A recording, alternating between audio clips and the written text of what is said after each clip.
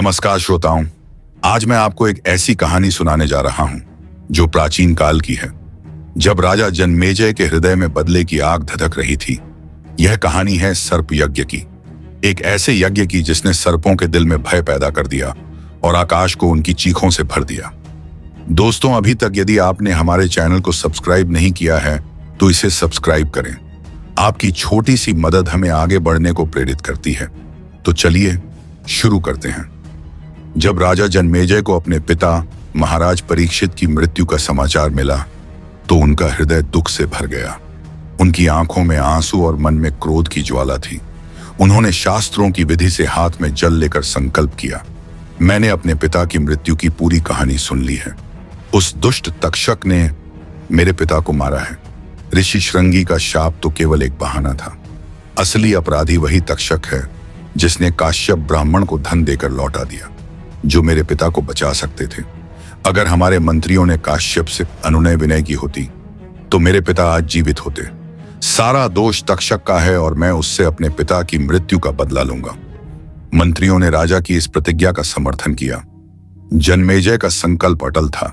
उन्होंने अपने पुरोहितों और पंडितों को बुलाया और कहा, दुरात्मा तक्षक ने मेरे पिता की हत्या की है। आप लोग मुझे ऐसा उपाय बताएं जिससे मैं उस सर्प का अंत कर सकूं। क्या कोई ऐसा यज्ञ है जिसमें मैं तक्षक को धधकती अग्नि में भस्म कर दूं? पंडितों ने कहा, राजन, पुराणों में एक ऐसे महायज्ञ का उल्लेख है जो आपके लिए ही रचा गया है, सर्प यज्ञ। केवल आप ही इसे कर सकते हैं और हमें इसकी पूरी विधि मालूम है। यह सुनकर जन्मेजय के मन में विश्वास जगा कि अब तक्षक का अंत निश्चित है। उन्होंने तुरंत आदेश दिया, मैं यह यज्ञ करूंगा, आप लोग सामग्री जुटाए। वेदज्ञ ब्राह्मणों ने शास्त्रों के अनुसार यज्ञ मंडप के लिए जमीन नापी। एक भव्य यज्ञशाला तैयार की गई, लेकिन तभी एक विचित्र घटना घटी। एक विद्वान और बुद्धिमान साधु जो कला कौशल में पारंगत था बोला, जिस मुहूर्त और भूखंड की दिशा पर यज्ञ मंडप की माप शुरू हुई उसे देखकर लगता है कि किसी ब्राह्मण के कारण यह यज्ञ पूर्ण नहीं होगा।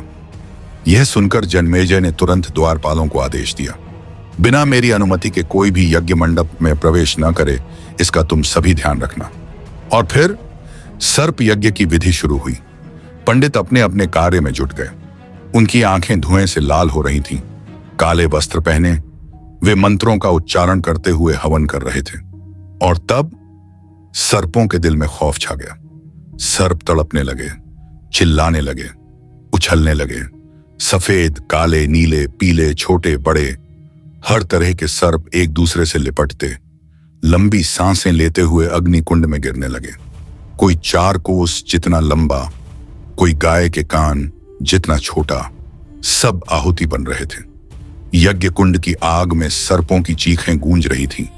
यज्ञ कुंड से उनकी चर्बी और मेद की धाराएं बहने लगी और चारों ओर तीखी दुर्गंध फैलने लगी। इस यज्ञ में च्यवनवंशी छंड भार्गव होता थे। कौत्स, उद्गाता, जैमिनी, ब्रह्मा थे और शारंग्रव व पिंगल, अध्वर्यु थे। व्यास जी, उद्दालक, श्वेतकेतु, असित, देवल जैसे महान ऋषि अपने शिष्यों के साथ उपस्थित थे। जैसे ही मंत्रों के साथ सर्पों के नाम लिए जाते, वैसे ही सर्प यज्ञ कुंड की अग्नि में गिर पड़ते। यह समाचार तक्षक तक भी पहुंचा। वह भय से कांप उठा और भागकर देवराज इंद्र की शरण में गया और बोला, देवराज, मैं अपराधी हूं, भयभीत हूं, कृपया मेरी रक्षा करें। इंद्र ने तक्षक से कहा, तुम्हें डरने की जरूरत नहीं।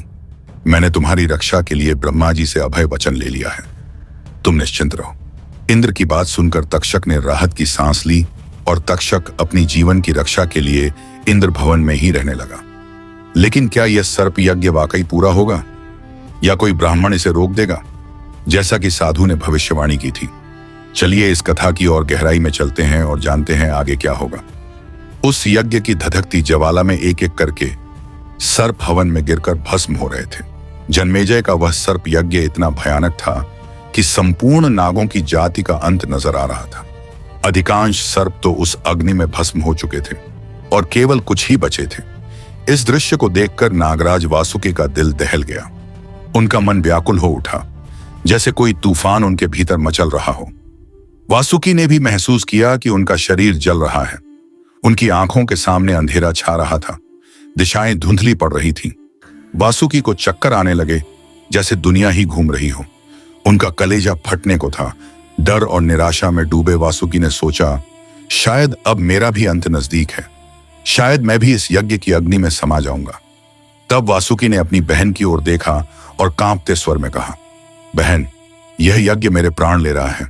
मेरे अंग अंग में आग की जलन सी लग रही है। मैं बेहोश सा हो रहा हूं। यह सर्प यज्ञ हमारा अंत करने के लिए ही रचा गया है। लेकिन बहन, मैंने तुम्हारा विवाह ऋषि जरत्कारु से इसी दिन के लिए तो किया था। अब समय आ गया है। तुम्हारा पुत्र आस्तिक ही हमें बचा सकता है। ब्रह्मा जी ने कहा था कि वह इस यज्ञ को रोकने की शक्ति रखता है। वह भले ही बालक, पर वेदों का महान ज्ञानी है और वृद्धों के लिए भी सम्माननीय है। जाओ, उससे कहो कि वह हमारी रक्षा के लिए कोई यत्न करे। वासुकी की बहन ने अपने भाई की बात सुनी। उसका हृदय भी दुख से भर गया। वह तुरंत अपने पुत्र आस्तिक के पास गई और सारी बात बताई। उसने आस्तिक को नागों की रक्षा के लिए प्रेरित किया। आस्तिक, जो छोटी उम्र में ही महान तपस्वी और विद्वान था, उसने अपनी मां की आज्ञा को सिर झुकाकर स्वीकार किया। आस्तिक नागराज वासुकी के पास आया और कहा, मामा जी, आप निश्चिंत रहें। मैं आपसे सत्य सत्य कहता हूं, मैं इस शाप से आप सभी को मुक्त कराऊंगा। मैं अपनी शुभ वाणी से राजा जन्मेजय को प्रसन्न करूंगा और इस यज्ञ को रोक दूंगा। मामा जी, आप मुझ पर भरोसा रखें। वासुकी की आंखों में एक नई उम्मीद जगी। तो दोस्तों, अब कहानी उस मोड़ पर आ चुकी है जहां वासुकी नाग को आश्वासन देकर युवा ब्राह्मण आस्तिक सर्पों को बचाने के लिए यज्ञशाला की ओर चल पड़े। उनका मन दृढ़ था, लक्ष्य स्पष्ट, सर्पों को उस यज्ञ की आग से मुक्ति दिलानी थी। जैसे ही वह बालक यज्ञशाला के पास पहुंचा, उनके सामने एक भव्य दृश्य था। यज्ञशाला सूर्य और अग्नि की तरह तेजस्वी सभासदों से भरी थी। चारों ओर मंत्रों की गूंज, धुओं की सुगंध और यज्ञ की भव्यता। लेकिन रास्ता इतना आसान नहीं था।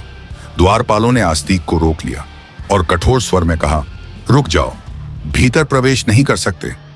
आस्तिक ने हार नहीं मानी। उन्होंने अपनी बुद्धि और वाणी का जादू चलाया। वे यज्ञ की स्तुति करने लगे, ऐसी सुंदर और प्रभावशाली स्तुति कि हर कोई सुनकर मंत्रमुग्ध हो गया। उनकी मधुर वाणी यज्ञशाला में गूंज उठी।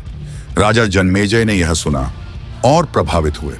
उन्होंने तुरंत आज्ञा दी, इस ब्राह्मण को भीतर लाओ। आस्तिक यज्ञ मंडप में दाखिल हुए। वहां उन्होंने यजमान, ऋत्विजों, सभासदों और यहां तक कि यज्ञ की अग्नि की भी ऐसी स्तुति की कि सभी का दिल पिघल गया। राजा जन्मेजय, सभासद, ऋत्विज उसकी वाणी से प्रसन्न हो गए। जन्मेजय ने सोचा, यह तो कोई साधारण बालक नहीं, इसकी बातों में अनुभवी वृद्धों जैसी गहराई है। मैं इसे बालक नहीं, एक महान विद्वान मानता हूं। उन्होंने सभा से पूछा, मैं इस ब्राह्मण को वर देना चाहता हूं, आप सबकी क्या राय है? सभासदों ने एक स्वर में कहा, राजन, ब्राह्मण चाहे बालक हो, राजाओं के लिए सम्माननीय है, और अगर वह विद्वान हो तो फिर कहना ही क्या, आप इसे मुंह मांगा वर दे सकते हैं। तभी पंडितों ने जन्मेजय को बताया, महाराज, अग्निदेव कह रहे हैं कि तक्षक डर के मारे इंद्र की शरण में चला गया है। इंद्र ने उसे अभयदान भी दे दिया। यह सुनकर जन्मेजय का चेहरा थोड़ा उदास हुआ। उन्होंने गुस्से में कहा, ऐसा मंत्र पढ़ो और हवन करो कि इंद्र के साथ तक्षक भी यहां आए और इस अग्नि में जल जाए। पंडितों और पुरोहितों ने उनकी बात मानी और तुरंत मंत्रों के साथ आहुति डाली। अचानक आकाश में एक चमत्कार हुआ। इंद्र और तक्षक दोनों दिखाई दिए। इंद्र तो यज्ञ की भयावहता देखकर घबरा गए और तक्षक को छोड़कर भाग खड़ा हुआ। तक्षक अब अकेला था और वह धीरे धीरे, क्षण प्रतिक्षण उस यज्ञ की प्रचंड अग्नि की ओर खींचता जा रहा था। उसकी सांसें थम रही थीं और अग्नि की लपटें उसे निगलने को तैयार थीं। तभी ब्राह्मणों ने राजा से कहा, महाराज, अब आपका काम होने वाला है। इस ब्राह्मण को वर दे दीजिए। और फिर उस भव्य यज्ञ की सभा में, जहां अग्नि की लपटें आसमान को चूम रही थीं, राजा जन्मेजय ने आस्तिक की ओर देखा। उनके चेहरे पर गंभीरता थी, मगर आंखों में एक राजा का दृढ़ संकल्प झलक रहा था। उन्होंने कहा, हे ब्राह्मण कुमार, तुम जैसे सत्पुरुष के लिए मैं कोई भी वर देने को तैयार हूं। जो तुम्हारी इच्छा हो मांग लो, चाहे वह कितना ही कठिन क्यों ना हो, मैं उसे पूरा करूंगा। आस्तिक ने उस पल को भांप लिया। उन्होंने देखा कि तक्षक, वह महान सर्प, अग्निकुंड की ओर गिरने ही वाला था। आस्तिक ने मौके का फायदा उठाया और शांत स्वर में बोले, राजन, मेरा एक ही वर है, आप यह यज्ञ बंद कर दें और इसमें गिरने वाले सर्पों को बचा लें। जन्मेजय के चेहरे पर एक क्षण के लिए शांति छा गई। वे बोले, हे ब्राह्मण, सोना, चांदी, गायें या कोई और कीमती वस्तु ले लो, मगर यह यज्ञ मैं बंद नहीं करना चाहता। आस्तिक ने अपनी बात दोहराई, मुझे न सोना चाहिए, न चांदी, न गायें, न कोई और वस्तु। मैं अपने मातृकुल के कल्याण के लिए यही चाहता हूं कि यह यज्ञ बंद हो।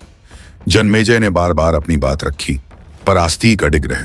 उन्होंने कोई दूसरा वर मांगने से साफ इनकार कर दिया। तभी सभा में बैठे सभी वेदज्ञ ब्राह्मण एक स्वर में बोल उठे, राजन, आस्तिक जो मांग रहा है उसे वही मिलना चाहिए, क्योंकि आपने ही वरदान देने का प्रण लिया था।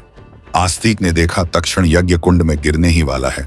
तब आस्तिक ने अपनी तपस्या के बल से तक्षक को आकाश और पृथ्वी के बीच में ही लटका दिया। वह न तो अग्निकुंड में गिरा, न ही कहीं और गया। वह बस वहीं रुक गया, जैसे समय थम सा गया हो। आखिरकार सभासदों के बार बार कहने पर जन्मेजय ने हाथ जोड़कर कहा, ठीक है, आस्तिक की इच्छा पूरी हो, यह यज्ञ अब समाप्त कर दो। और इस तरह आस्तिक की सूझबूझ और दृढ़ता ने न केवल तक्षक को बचाया, बल्कि सर्पों के पूरे कुल को जीवन दान दिया। सभा में सन्नाटा छा गया और अग्नि की लपटें धीरे धीरे शांत हो गईं। यह थी उस यज्ञ की कहानी जहां एक युवा ब्राह्मण ने अपनी बुद्धि और साहस से इतिहास बदल दिया। तो दोस्तों, यदि यह कहानी आपको पसंद आई हो तो इसे लाइक करें, शेयर करें, कमेंट में बताएं इस कहानी में कौन सा पात्र आपको अच्छा लगा और क्यों।